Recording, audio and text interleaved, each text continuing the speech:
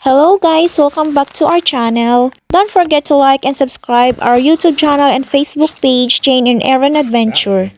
So, sweet-sweet pa nga kami guys ni Aaron sa mga oras na ito. Sinusubuan pa niya ako gamit yung chopsticks. Kasi pag medyo cheesy guys, yung mga kinakain naming snacks, ginagamitan namin ng chopsticks para hindi ka nahugas ng kamay mo kasi kumakapit yung cheese sa may daliri mo. So, after nun guys, nag-prepare nga kami guys gumawa ng pansit bihon. First time ko guys na magluto ng Filipino foods dito sa bahay nila ni Aaron. Kaya medyo kinakabahan nga ako guys kung magugustuhan ba nila o hindi, lalo na yung parents niya. Medyo nape-pressure lang ako guys kasi nga masasarap kasi magluto yung parents ni Aaron. Yung parang hindi siya yung basta-bastang lutong bahay lang. Talagang yung parang may class, parang nasa restaurant. So, tsaka very, healthy living. So, ngayong gabing na ito guys, ay nagplan nga kami na kami yung gagawa ng dinner namin ngayong gabi. So, sabi ko, gagawa ako ng bihon para matry naman nila yung famous pancit bihon ng Pinas. Bali, nakakita ako guys ng bihon na noodles doon sa may Asian store dito sa may lugar namin. Tapos yung the rest guys na mga seasonings, yung mga seasonings lang na available nila Aaron dito kasi malasa naman siya. Halos magkatulad lang naman. Alam mo naman guys, luto-lutuan lang ako. Hindi talaga ako ganoon ka-expert magluto. Gusto ko magluto kasi gusto kong matuto din magluto. Yan nga lang guys, kailangan kong manood muna ng video sa mga YouTube or mag-Google search muna ako para malaman ko kung paano gumawa at magluto ng pansit bihon. So ang ginawa ko guys, ni-print out ko nga yung mga ingredients at yung yung kung paano siya lutuin. So, bali, assistant ko nga guys si Aaron, tumutulong siya sa akin sa pag-slice at pagligpit ng mga kalat ko. Dito kasi guys sa bahay nila Aaron, kung mapapansin nyo guys, wala masyadong kalat as in maano sila sa kalinisan. Sobrang linis talaga dito sa bahay nila. Habang nagpre-prepare nga kami guys ni Aaron, bali dalawa lang kami guys dito sa bahay, wala yung parents niya nasa labas pa. Nasa galaan ulit sila. So, kung makikita mo guys, hindi kayo masyado nagpapansinan kasi naiinis nga ako sa kanya at ganun din siya, naiinis siya sa akin, hindi ko alam kasi alam mabilis kasing mairita, mag-change ng mood si Aaron lalo na kung meron siyang gusto tapos hindi naayon sa gusto niya, naiinis siya kaagad. Pag ganun naman siya guys, hinahayaan ko lang. Hindi ko siya pinapatulan tapos ang gagawin lang niya yan guys, uupo lang siya tapos manunood. Tahimik lang siya guys tapos maya-maya lalapit din yan ng kusa. Ganun lang ginagawa ko siya guys pag ako din naiinis. Din siya, lumalaylo din siya tapos maya-maya siya din naman kusang lalapit at mag-start ng conversation. Ayun. Yung kinainisan nito guys kasi hindi kami sa mga slicing. Diba maliit lang na bagay. Gusto niya kasi ganitong klaseng dito ilagay, ganyan. Ako naman kasi okay lang naman na kahit basta magkakapareha lang din naman yan na gulay. Basta pare lahat maluto.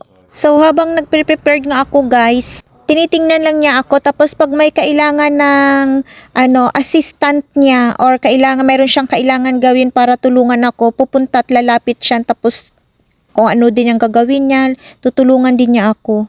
Bali, simpleng pansit bihon lang naman guys yung lulutuin namin. Yung ingredients lang naman niya is yung pork cubes, belly cubes yung ginamit namin. Bihira silang gumamit ng ganyan, ng belly pork belly. Yan, so kailangan pag bumili ka sa store, hindi siya din naka-display. Kaya parang kailangan pa siyang itanong kasi nung bumili kami, nagtanong pa kami tapos yun, binigyan nila kami, nag-slice sila at binigyan kami ng pork belly. Sa family kasi nila Aaron guys, hindi sila mahilig masyado magluto ng pork.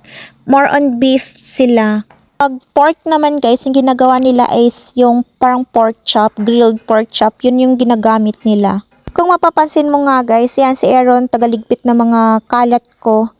Mabuti naman at nagkukusa naman siya kung anong dapat niyang gagawin. Kasi wala naman siyang alam kung paano magluto ng pansit bihon. Hanggang sa time nga ito guys, naiinis pa rin ako sa kanya. Hindi kami niya nagpapansinan. Pag meron lang siyang itanong at mayroon din akong sasabihin, yun lang, doon lang kami nag-uusap. Kasi nga nagkakainisan kaming dalawa. Pero kahit ganyan guys, yung ano namin, yung sitwasyon, ano lang, parang, tawag nito, parang sense of humor na lang, kusa kang gagalaw, kilos kung anong gagawin mo. At hindi naman niya ako pinapabayaan. So, yung mga ingredients na ginamit ko dito guys is pork belly, bell pepper, yung bihon na noodles, tapos black pepper, toyo, oyster sauce, at mga onion and garlic lang guys. Simple recipe lang ng pansit bihon. Yung iba naman kasi, iba-iba kasi yung version ng pagluto ng pansit bihon. Meron sa atin yung mga maraming sahog na nilalagay. Dito kasi medyo mahirap maghanap ng mga ingredients pa. At saka hindi ko rin kasi alam kung magugustuhan ba nila. Kaya yung simpleng pork belly lang yung nilagay ko. At medyo kinakabahan nga ako dito guys kasi hindi ko alam kung magugustuhan ba ng parents ni Aaron. Although gumagawa sila guys ng noodles pero ibang version, tapos fresh noodles yung ginagamit nila. Pagdating kasi guys sa mga foods, medyo masilan kasi yung family ni Aaron, yung parents nila.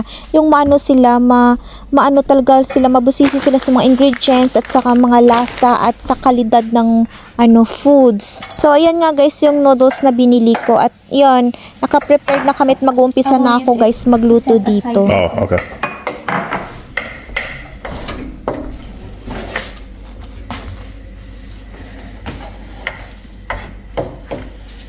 So, yung una kong ginawa muna dito guys ay ginisa ko muna yung carrots at yung bell pepper hanggang sa maging golden brown yung color niya guys.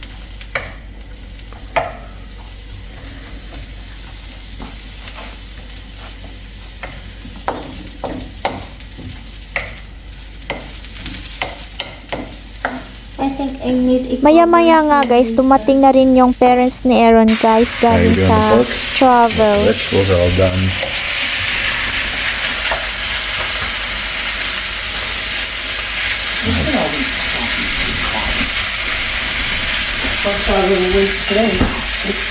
After nga guys ng gulay, sinunod ko naman itong slice ng pork belly at pinalabas ko lang yung mantika niya hanggang sa naging golden brown siya at set aside lang muna guys.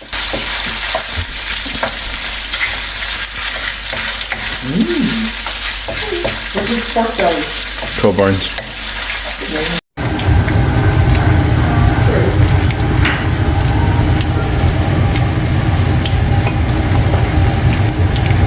Kung mapapansin nyo nga guys, pasilip-silip dito sa likod ko yung nanay ni Aaron at tinitingnan niya kung ano yung mga ginagawa. We're gonna get all that pork belly fat in there. And that's what we fry the rest of it in. Because then you need to add like the sauce and stuff too, right? Okay, so what's the next thing?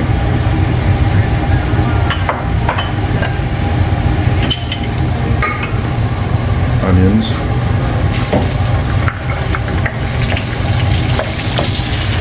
So, bali yung next naman guys, ginisa ko yung sibuyas at bawang dun sa mantika ng baboy.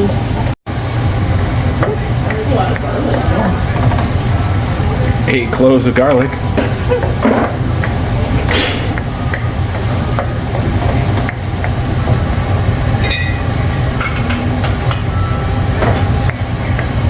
Oh, so then after that goes for a little bit, then you gotta add the meat and then the soy sauce and the other stuff.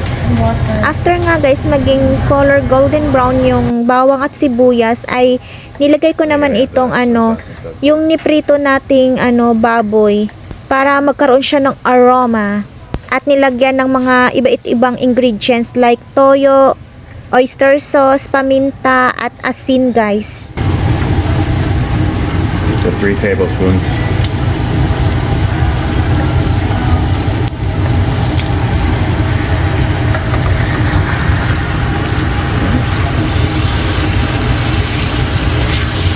Okay.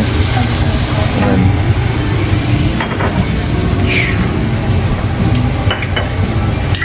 3 and 1 of those.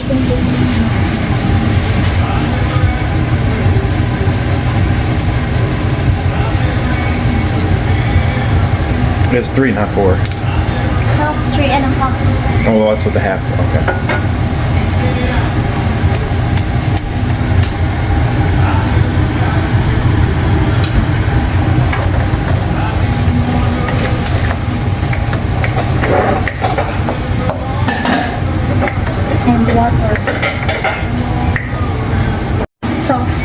Yeah, because then we added that. Okay. After nga natin maglagay guys ng mga seasoning, ay pakuluan lang natin ng konti hanggang sa kumunti na yung sauce at manuot na yung lasa nito sa sa pork, at lagyan nun natin siya ng tubig. Okay. Okay, there goes the cabbage.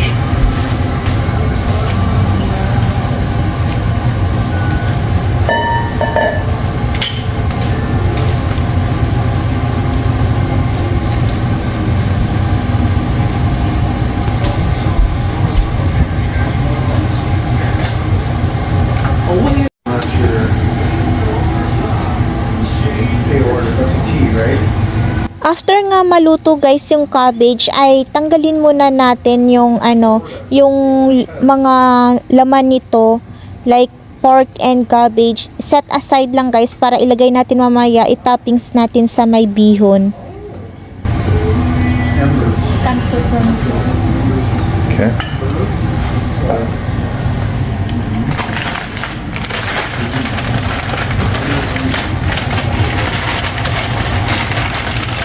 Then dun sa natirang sauce niya guys, dun natin ibabad yung yung noodles. Wag po natin ibabad yung noodles guys sa tubig kasi mawawalan siya ng lasa, kasi yung tubig kasi wala naman siyang lasa. So pag mas maganda, much better na yung tubig o yung broth ng niluto natin na mga gulay ang ilagay mo, doon mo iluto yung noodles guys, para mas manuot talaga yung lasa sa noodles.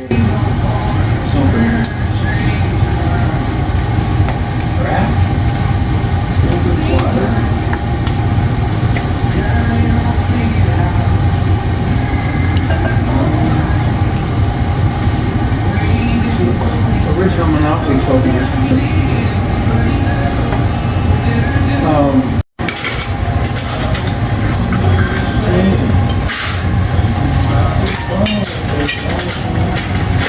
Then, pagluto na yung noodles guys, pwede na natin ilagay yung mga niluto nating pork at mga gulay para gawing toppings at ihalo dun sa noodles. Nag-add pala guys si Aaron ng mushroom dito sa pansit, kaya ibang version naman ng pansit ito kasi favorite kasi niya yung mushroom, at maganda naman guys at masarap yung lasa ng pansit bihon na may mushroom.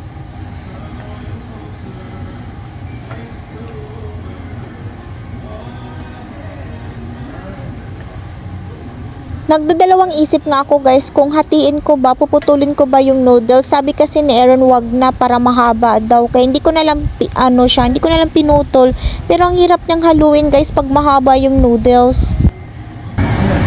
That's good. Jane, I'm gonna get some.